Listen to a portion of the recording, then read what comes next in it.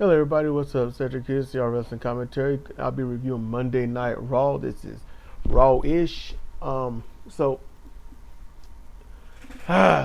this starts off. Cena comes out to massive cheers and then the usual shtick.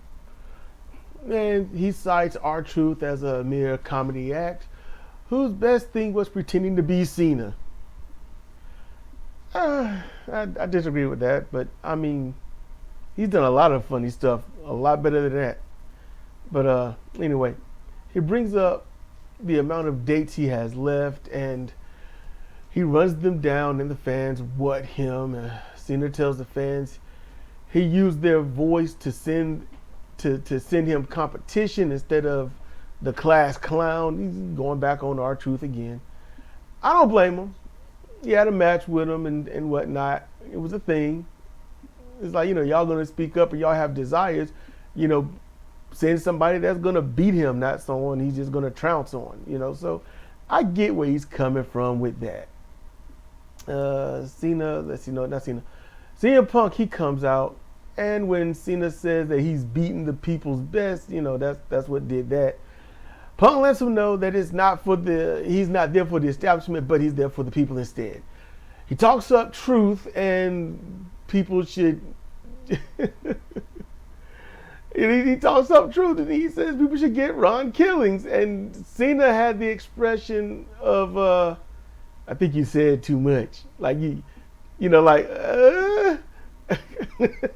was like, oh, spoilers, but that's what I thought at that moment, spoilers. And I'm sure CM Punk was like, crap, because he went dead silent.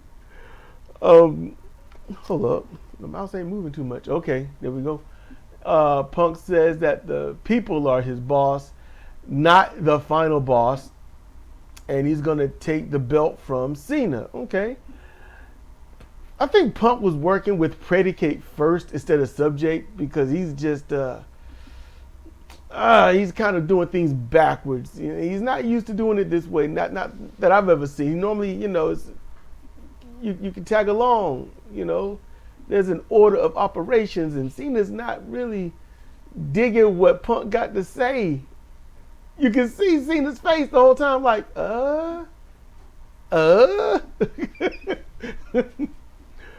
So, he says he's going to take the belt from Cena, and Punk brings up that he was like, Cena, you were shouting at me that you were sorry at the Elimination Chamber because you knew what you was going to do. You knew you were wrong. Punk tells Cena that the belt made him a monster, and he doesn't want it, but in order to take away Cena's corruption, he'll do it. That's like the third time he's gone predicate first, subject last. Punk uses baseball insight to goad Cena into taking the challenge of Punk during the show. Cena hypes up the match and accepts it, but not that night, because they going to do what they got to do. And Cena sets the place to be in Saudi Arabia at Night of Champions. I was like, that's a WCW thing right there. And it's funny because not that long ago, Cornette and Last was talking about CM Punk rejecting going to the Middle East. So Seth Rollins, his music hit. I thought maybe he's going to get himself into this because, him and Punk, they got history that just don't end. But he just comes out dressed like the Riddler holding a briefcase. I was like, okay. Insane. So Chad Gable, he loses to AJ Styles. That happens. There's a women fatal four-way. It's the Queen of the Ring. And last year was Nia Jax, and I'm hoping that she don't win this year. I don't even know if she's in it. I hope she's not. But she should be, because they ain't got that many women anyway. Liv Morgan versus Roxanne Perez versus Kairi Sane versus Rhea Ripley. And I ain't going to lie, Kairi Sane, being Japanese, if this wasn't WWE, I literally would have thought her name was Kairi Sane. That's what I would have pronounced it as, because I wouldn't know they would be going for Sane. And if I saw the katakana being, S-A-I-N-E, then I was like, okay, Sane. Probably no E on the end of that. So I'd be like, okay, it's probably, because especially katakana, I would know. It's like, okay, so Morgan and Perez, they team up for the majority of the match. And I was like, okay, so I guess, Perez must be New Day. Not New Day, Judgment Day. Both of them kind of played out. Anyway, Ripley hit the finish on Rodriguez, pulls her, and Rodriguez pulls her from the ring. It's no DQ because, fatal 4 ways. Perez pinned Sane, and somehow she stole it. So my question to all of you, how the hell can someone, steal a win with no cheating? That's like going in the store, buying a loaf of bread, and somebody saying he stole it. You're like, here's the receipt. There's the clerk waving at me. There's everybody else wondering why I bought the last loaf of bread, but everyone claims I stole it. Y'all explain that to me. Can someone legit explain to me how you steal a win with no cheating? In any case, Becky comes out, wants an apology from Lyra, and Bayley attacks her from behind. Becky escapes. Next thing, R-Truth comes out, that whole, Cena being, you sure about this? So R-Truth comes out, and on the mic, he informs the people that their voices does matter, and due to the people wanting him back, the top people had no choice but to listen. They brought him back. Okay. He points out that the persona of R-Truth can be too nice, sometimes too funny. And the fans begin to what him, and he says, I wish you would. He said that, and the fans shut up. I'm like, y'all won him back, got him back, and then disrespect him. I'm just saying, y'all can't stop proving John Cena right. You can't stop. We want truth. We want truth. We want truth. You got him. Yay. Screw you, Truth. Anyway, Ron pulls out some scissors. The fans are like, oh, man, what you want to do with that? Commentary backed up like, nah, you ain't stabbing me. If you go back and watch, and when he pulls them scissors out, watch behind him, commentary back up like, nah, I don't want none of this. They got serious. They didn't know this was going to happen. The fans are shocked, and he cuts his hair, and, hey,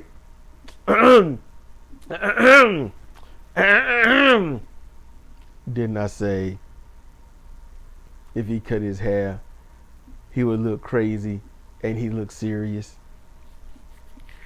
I don't know. I'm just, anyway.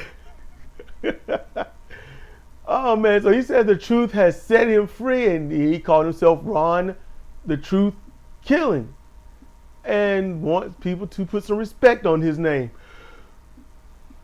I miss that name. So, I wonder if they're doing that because technically, unofficially, WWE basically bought TNA. Technically. Not officially, but technically they done bought them. So then we get to the men's. Now I thought we'd see more of Ron. Nope, he gone. I thought we'd see some more of AJ, but nope, he gone. Like AJ's like, I'm gonna punch him in the mouth. Okay, then you're gonna go and do nothing. All right. So y'all got 3 hours. Y'all couldn't do 13 seconds of just a fight taking place and people trying to break it up, and then they go to the ring. Really? Well. So then we get the men's fatal 4-way: Penta versus Dominic Mysterio versus Sami Zayn and Braun Breaker. It'll be like Bronson, the Body Breaker, Rex Steiner. Yeah, I know. That's cool. That's cool. So late in the match, the fans want tables because kids. Breaker was in rare form until LA Knight attacked him from behind, hit his finish, took him out after Breaker then took out Penta. And in the ring, Sammy hit his boot kick and pinned Dominique. There you go. So, honestly, I was actually a little surprised. I was like, Sammy's music is very happy. It just didn't seem like anyone you're gonna like. You see, like, you know what? You might be champion one day. You know, you might be world champion one day. You know, we'll give you some serious music. But I don't know. It's just, to me, I feel like if you're gonna have a wrestling program, you should, you should make it so that even if you look at them and just say, nah, you can be mid-card champ, yada yada, or you can always be opening match. At least present them so just in case something happens one day, some injuries, some releases, some quitting, some legal action taking your people out, you might want to be able to boost that person up quick. So if you treat them like a joke, by the time this situation happened, it's like, well, those are going to take them serious. So I'm just saying, prepare it. I like Sammy's music. It's just, you can tell that's not championship music. It's too happy. Maybe they had another version where they slow it down or something, put a little bass in or something. It might be a little better. I don't know. Nikki Bella come out and talk about WWE Evolution, the all-women event. She mentions all the women except the one that does come out, which is Liv Morgan. And Morgan talks like she has gumption. She sounds like a woman. She sounds like, I'm sick of this crap. And I was like, oh, I'm into this. Okay, let's see what you do. Let's see you pop her in the face. And she got her voice on, and then she goes into the mean girl trope. So then more mean girl talk, and then they talk about Liv's man. Is that Perez's or yours? Who's to know? And she's like, well, you're just going to be a reality diva. And then she goes back in, catches Oblivion, yada, yada. Meh. That's what, meh. So then we got WWE title match. Okay, it was advertised from the beginning, but not so much during. And I'm going to say this. Gunther is not presented visually as unstoppable. I don't know. Maybe the camera changes. Maybe I don't know. Maybe it's a different camera angle, style, lens. Maybe the arena, maybe the atmosphere is too hot or something. I don't know. But Gunther just looked meek. I don't understand why. Gunther does not look like that threat. When he left NXT Europe or whatever it's called, I was like, this dude's gonna be champion forever when he gets to Raw. He was champion. He looked good. He was losing weight. People didn't like it, but I was like, he's still doing this thing. And now that he's lost weight, I don't think that's what's doing it. But with him losing weight, that's better for his back, for those bumps. That's better for his knees, for standing and dropping and bracing and whatnot. So that's good. As he's going down in weight, Jay going up in weight. But this match, Jay came out. For him, he looked like a champion. Super hype intro and everything. What is his name? Dude, Barrett, I think, Bennett, dude on commentary. I don't know. I like him. Just can't remember his name because I don't really care. But he said something that was amazing, and I wish others had that kind of insight when they're on commentary. But Wade Barrett, he's and he said that Gunther's slowing it down and trying to make sure that Jay's adrenaline rush from his intro that just pumps him up wears off, so that Jay can now feel the pain that's happening to him. Feel the pain of those hurt ribs. I like that. That was just chef's kiss. Love it. Soundbite guy wasn't there, so the original soundbite guy was doing the job. Anyway, Uso started strong and eventually started fighting from underneath. Gunther exposed the ribs, but Jay never sold them well. I think a couple of times he was selling them. Then he just said, I don't care, I ain't selling them. Multiple sleeper attempts throughout the whole match. Jay hit the Superfly splash with a pin attempt for a 2 count. Didn't sell the ribs at all, and he hit flush.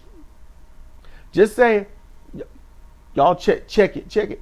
What if Jay hit that splash, bounced up, grabbed the leg for that hook, and he's in the kneeling position, leaning back, and while he's got the leg hooked and the count's happening, he is hollering in pain, holding his ribs. So when the kick out happened, he's still clutching them. He just rolls around a little bit to show that his ribs are hurting. I think that would have helped. Gunther gains momentum, gets the powerbomb for a 2 count. Gunther hit a spear, and it was pretty good. It's actually pretty good. It looked kind of stiff, kind of brutal, but it was only for a 2 count. And he smiled after after the kick out, or after he failed to pin him. So Gunther gains a sleeper choke on the mat near the end. Jay fights up, grabs the ropes. A solid grab of the ropes, but he's pulled away from him. The ref don't break the hold. So we don't have rules now. We don't have rules. Just touching the rope with your fingertip on the rope is a rope break. You get into the ropes, it's a rope break.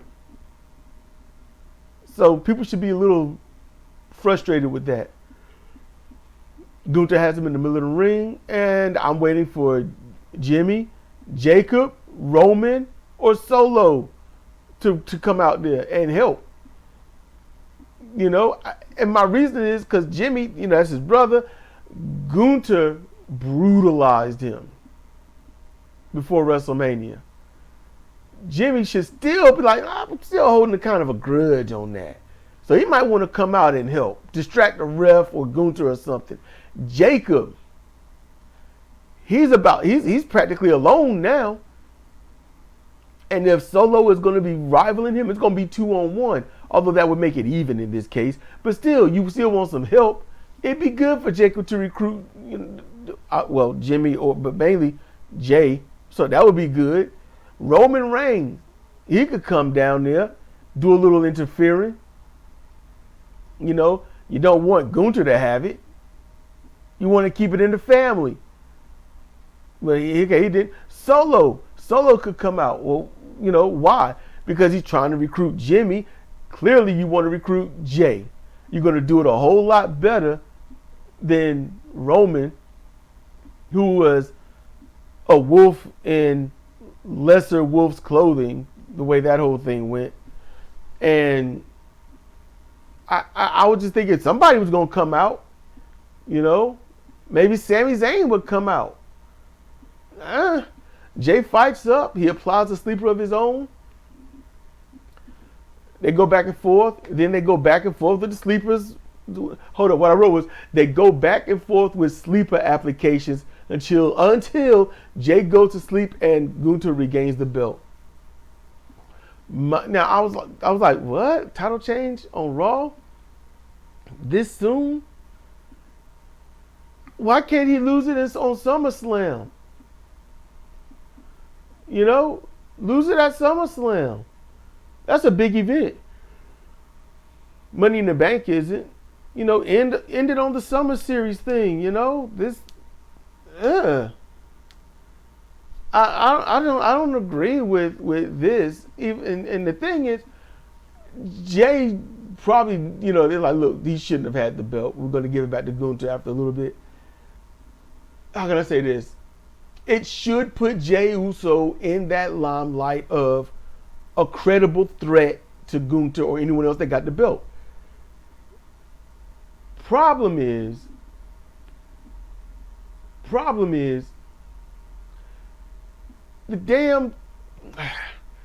it don't look right.